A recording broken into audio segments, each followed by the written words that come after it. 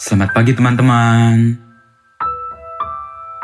Kembali bersama Ariel Kurnedi. Kita akan merenungkan firman Tuhan dari buku Renungan Pagi, Anak dan Pelajar. Yesus sahabat terbaik dan setia. Yang disusun oleh Pastor Dr. Marolop Sagala. Mari kita awali dengan doa. Bapa di sorga, kami akan belajar firman-Mu. Tolong kami supaya firman-Mu menjadi pedoman dalam hidup kami hari ini. Dalam nama Tuhan Yesus kami berdoa, amin. Hari ini, tanggal 10 Oktober, judul renungan kita, Permohonan untuk Keluarga. Ayat hafalan, Lukas pasal 16 ayat 27. Kata orang itu, "Kalau demikian, aku minta kepadamu, Bapa, supaya engkau menyuruh dia ke rumah ayahku."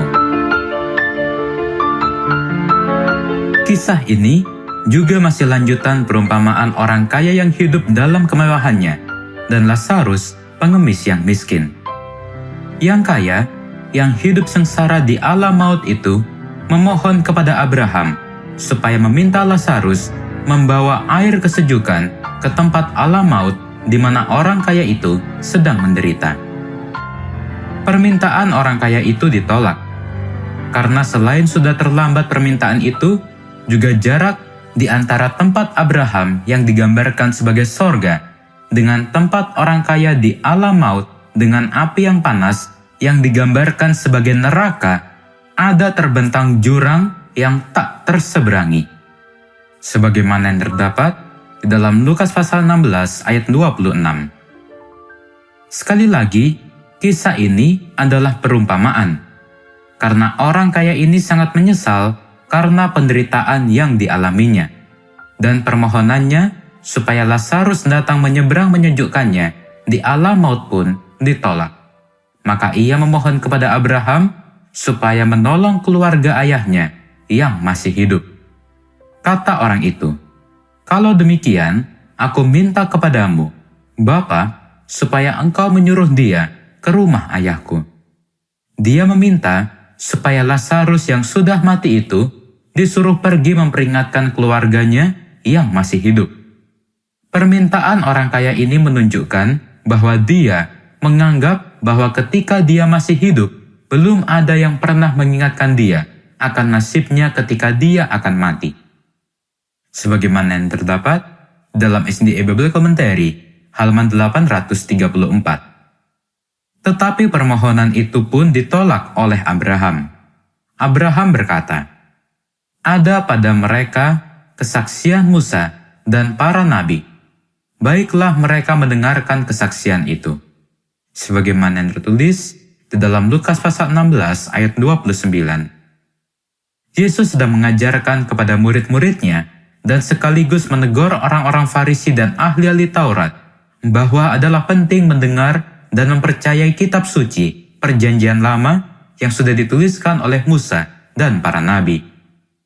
Lagi dan lagi Yesus menunjukkan kitab Perjanjian Lama sebagai nilai yang tertinggi dalam hal iman dan ajaran. Dalam hal ini dianjurkan kepada pendengarnya sebagai satu tuntunan yang aman dan pasti untuk keselamatan. Sebagaimana yang tertulis di dalam SDA Bible Commentary, halaman 834.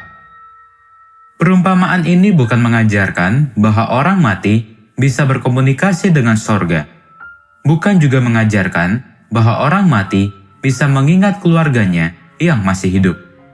Tetapi Yesus sedang mengajarkan supaya selama kita masih hidup, kita harus menerima dan mengikuti pekabaran kitab Perjanjian Lama maupun kitab Perjanjian Baru, supaya keputusan kita tidak salah dalam mempersiapkan kehidupan di masa mendatang, teristimewa untuk keselamatan kita. Mari kita akhiri dengan doa. Bapa di sorga, terima kasih untuk firman-Mu hari ini, di mana kami diingatkan bahwa setiap firman yang telah Engkau berikan kepada kami, baik itu di dalam Perjanjian Lama maupun Perjanjian Baru, adalah janji Tuhan dan ajaran Tuhan yang pasti untuk keselamatan kami. Dan tolonglah kami supaya kami tidak salah memilih dan mempersiapkan keputusan dan kehidupan kami untuk masa yang akan mendatang. Inilah doa kami, di dalam nama Tuhan Yesus kami berdoa. Amin.